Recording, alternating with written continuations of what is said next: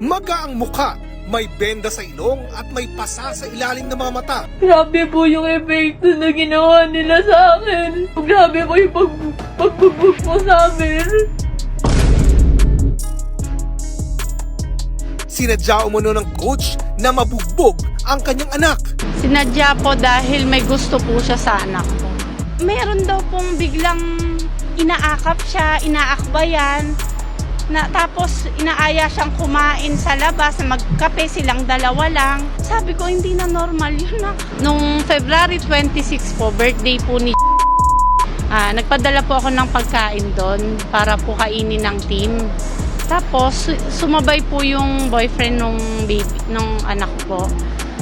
Sinabi po sa akin ng kapatid ko na nagalit po si coach nung nakita yung bouquet po na dala ng boyfriend ng anak ko. What's up, Pinas? Isa na namang nakakalungkot na video to regarding to sa isang student of Jesus is Lord Colleges na isang taekwondo player na baguhan pa lang siya, isang yellow belter. At itong coach na to ng taekwondo team in-sparring kagad sa isang black belter na lalaki at take note 70 kilos pa, which is sabihin na natin hindi pantay or patas para to sa isang baguhan na taekwondo player. Coach, napaka-stupid mo, napaka-bobo ng utak mo, apakagago mo. Hintayin ko na lang siguro kung mabalita to ng magkakapatid na tulpo, lalo na kay Serben Tulpo. Baka malamang sabihin sa'yo na tara, mag-sparring tayo. O gusto mo tayong dalawa na lang kung gusto mo. At allegedly, sabi nga nung nanay nitong yellow belter na babae na yung nag-sparring, na ginawa nga daw ng coach to dahil sa selos. Dahil itong coach na to is may gusto dun sa babae at nagseselos dahil itong boyfriend ng babae is nagdala ng bouquet na flowers para dun kay girl. Pero isipin nyo lang, di ba? Napaka-stupid mo, coach, para gawin yon sa isang babae. I mean, you're a coach. That's a stupid thing to do and stupid mind na nasa utak mo. O baka wala na yung utak mo, nakalog na kakasipa sa mukha mo. And yes, as dun sa school ng Jesus is Lord Colleges, nag-take action na daw sila dito and under investigation na to. Pero sana next time po na may mga ganyang pangyayari, take action kaagad na or bago, 'di ba? Dapat bini-briefing na yung mga coaches regarding that. So Kapinas, dito mapapanood natin yung sparring ng dalawa, yung yellow belter na babae at saka yung black belter ng lalaki.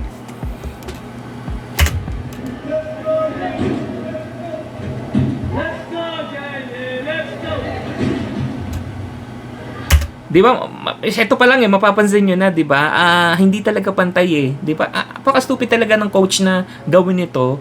And ako bilang sabihin na natin ko ako ito sa lugar ng lalaki na black belt, hindi ko naman siya sinisisi na which is alam mo naman yung advantage mo, yung layo mo dun sa ini-sparring sa'yo, tas babae pa. Hindi ko naman minamaliit yung mga babae, pero di ba dapat kung yan baguhan, then bibigyan mo agad ng malaking hamon. Napaka-gago naman yung pangyayari na to.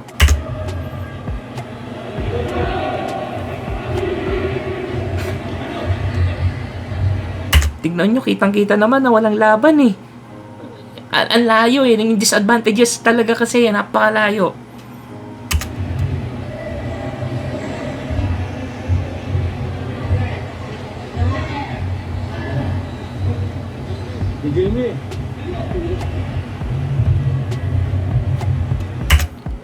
Sino ba yung umaawat? Yung ba yung coach o taga-referee lang talaga to?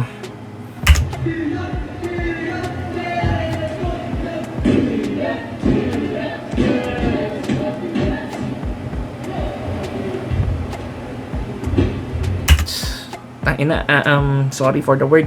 I mean, wala man lang umaawat. Alam naman nila na anong training to. Biruin mo, napakalaki ng disadvantage nito.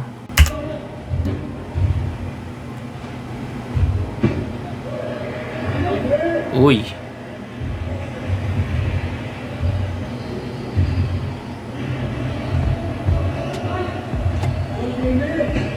Uy! Putik, sapul ata sa mukha yun ah. Dito ata yung nasapul na siya sa mukha.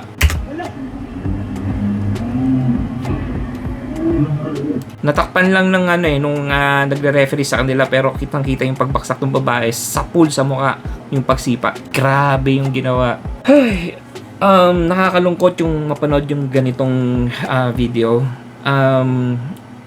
Talagang ako nakapapa-speechless na lang ako eh. Nakakagalit.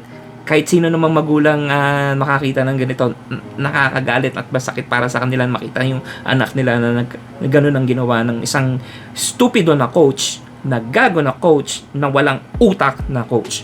Coach, gusto nyo, tayong dalawa na lang.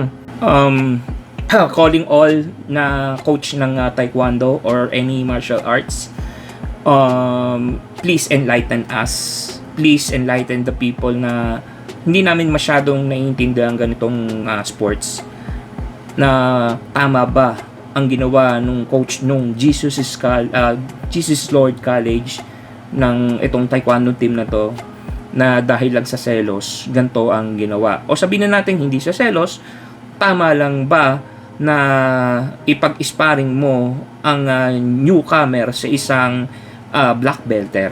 Please enlighten us. Walang sino mang tao ang may karapatan na sumira, o sabihin na natin parang gusto nang patayin ang buhay ng isang tao, 'di ba? Walang karapatan sumira or pumatay ng buhay ng isang tao. Dahil ang Diyos lamang ang may karapatan nito na bumawi ng ating buhay na pinagkaloob niya. Walang karapatan ang sino man na kumitil or pumatay ng kanyang kapwa. Nagawa naman natin ito na magkasala. Wala tayong karapatan. Nagawa man natin na kasalanan ng isang tao na wala na ipananganak na perpekto at ang lahat ay maaring magkasala. Ngunit kailanman hindi natin magiging solusyon ang pagsira ng buhay or pagpatay ng isang tao. So Pilipinas, I hope you learned something out of this, and thanks for watching.